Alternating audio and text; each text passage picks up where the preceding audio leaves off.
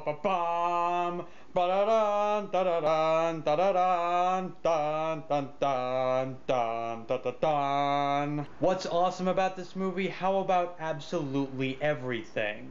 A lot of times with movies that are this, big, you'll have something that looks great, it has cool effects, but the characters are flat and the story is kind of crap. But with Lord of the Rings, the cast, the direction, the script, the performances, the cinematography, the production design, the costumes, the music, everything is just on.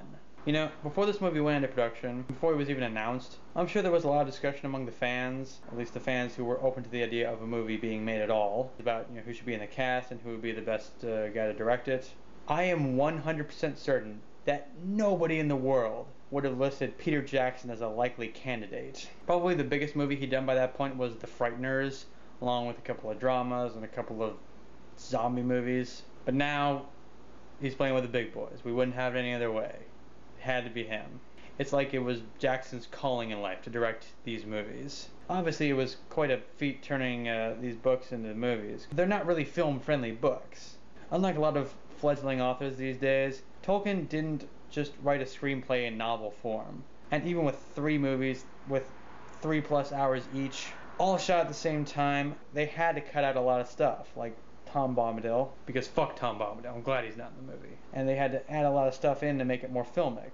Like the whole thing with Aragorn's sword, for example. In the book, he carries around the broken sword from the moment we meet him at the Prancing Pony.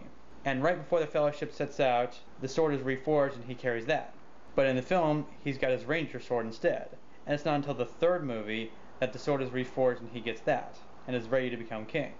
And they really committed to that change. They made it a huge part of his character. He doubts himself. He doesn't really want to be king. And it adds to his arc with stuff that wasn't even hinted at in the books, but works great on film. I remember watching these movies repeatedly with friends in college. I can't remember the last time I watched the theatrical cut. If I did, it was on TV. It's extended editions only for me now. On 2 occasions, I viewed the entire extended trilogy in one day. We made programs for it and everything. It was great. And having done that twice, I highly recommend not doing that. It's just the wrong way to watch these movies. The human attention span cannot possibly take it all in. After the first 15 minutes with all the battle scenes and Sauron getting defeated and the whole backstory, you feel like you've already watched the whole movie. It's like trying to swallow an apple. You can't do it. You gotta take little bites. Every dramatic moment is dwarfed by the scale of the big picture. You can't mull over anything because it just becomes a blur. Being a film production guy, I've gotten a pretty good sense of what goes into making movies. Sometimes I have to turn that part of my brain off when I watch a movie in order to enjoy it, especially if I've seen that movie a lot of times before. And I've seen Fellowship at least a dozen times. And I watched all the behind the scenes material on the extended DVDs, and I still get completely wrapped up in this every time I watch it. And that's one for the ages.